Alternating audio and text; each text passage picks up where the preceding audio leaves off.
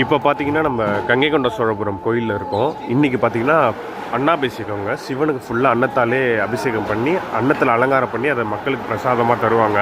இங்கே பார்த்தீங்கன்னா மிகப்பெரிய பாய்லரில் நீராவி கொதித்து இதில் எல்லாம் அரிசி வச்சுருக்காங்க.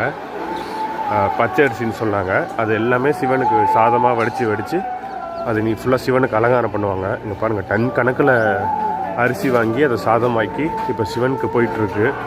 பக்தர்களும் இங்கே கொடுத்துட்ருக்காங்க அந்த தானங்கள், அரிசி எல்லாமே, காய்கறி எல்லாத்தையுமே வச்சு பிரசாதம் இன்றைக்கி சிவனுக்கு தருவாங்க. இங்கே பாருங்கள் எவ்வளோ சாதம்னு சொல்லிட்டு.